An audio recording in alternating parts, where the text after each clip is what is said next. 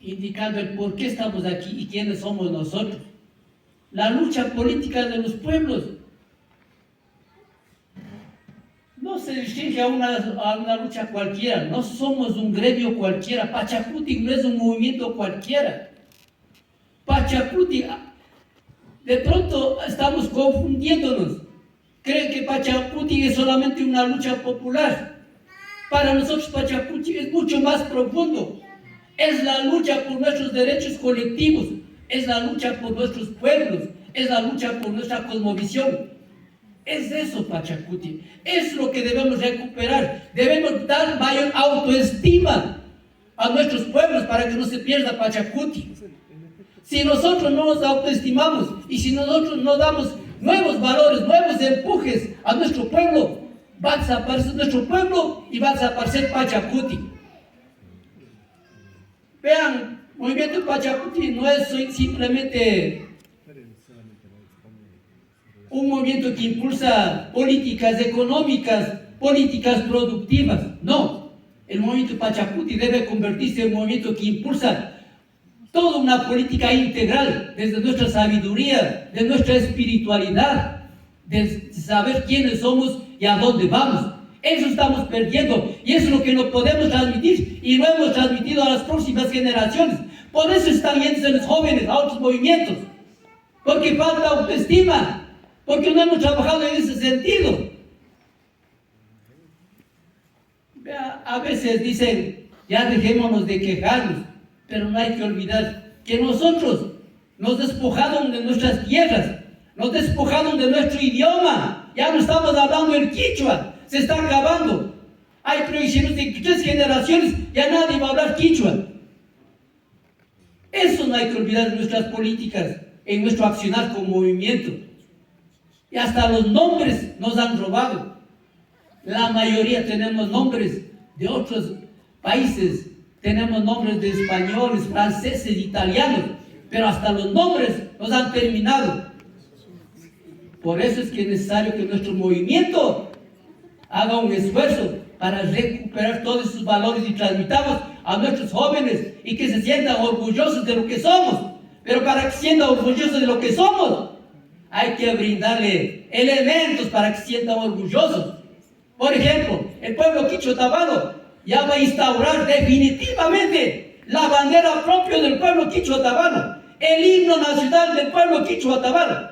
Esos son valores que la van a perdurar en el tiempo y en el espacio, aquí a lo local y a nivel internacional, a donde están viajando.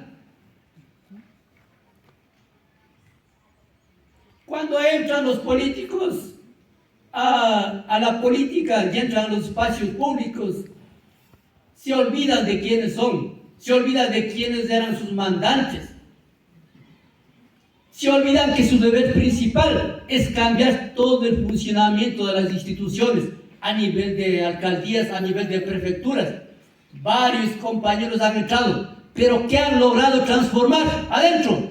Ni siquiera que todas las informaciones que se den en los diferentes organismos estatales y locales utilicen el idioma quichua, que todos los textos y ordenanzas sean en el idioma quichua.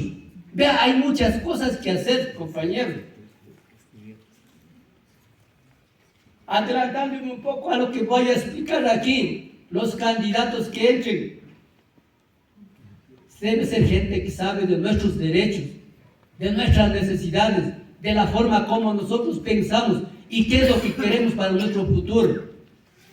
Utilizar los medios de comunicación y las redes sociales. La juventud maneja las redes sociales, tenemos que entrarle pero 100% a las redes sociales y a través de las redes sociales transmitir lo que somos, transmitir los postulados de Pachacuti. Solamente así se gana de pronto más adeptos, más gente que se va a interesar por Pachacuti, al saber quiénes somos y cuáles son los postulados de Pachacuti. Algunos jóvenes ni siquiera saben por qué Pachacuti se diferencia de otros movimientos. El accionar de las coordinaciones parroquiales y cantonales. Si no accionan las representaciones cantonales parroquiales, ¿cómo se va a ajustar ser Pachacuti? tiene que ser un ente muy activo, un ente que realmente trabaje en territorio. Un caso, una cuestión delicada. Los compañeros de la mesa sugieren que se debe marcar precedentes ante los compañeros que se desvían realmente de los postulados de Pachacuti, de personas que se dejan cooptar por otros movimientos. No es simplemente es que es por un trabajo nomás que estoy aquí, no. Cuando se desvía y se sirve en otra institución, se sirve a un amo diferente, a una ideología diferente, y por estar trabajando en otro espacio que no es de su línea, lógicamente tiene que defender al que le propuso ese trabajo.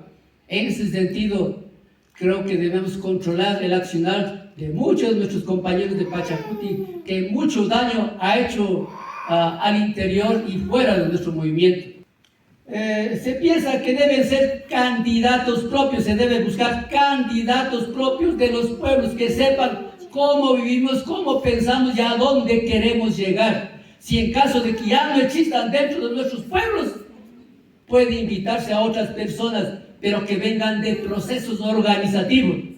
Los futuros candidatos, si quieren de pronto terciar en las próximas elecciones, deben tener respaldo de organizaciones sociales, porque quien tiene respaldo de organizaciones sociales es porque ha trabajado, es porque sabe de los procesos organizativos. En Pachacuti se ha dicho que hay mucha debilidad en lo urbano. Con esto no quiere decir que no hay debilidad en lo rural, también hay debilidad, pero es por la cuestión de la falta de una acción activa de los coordinadores parroquiales y cantonales. Que para vencer esa debilidad de nuestro movimiento, nuestra estrategia no debe ser pelear, entrar en rencillas con lo que pasó o está pasando, sino, más que todo,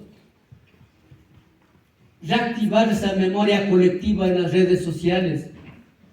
Y una vez más, a través de las redes sociales, llegar a las juventudes y vender esa idea de lo que realmente somos, a dónde queremos caminar y quiénes somos. Gracias, compañeros.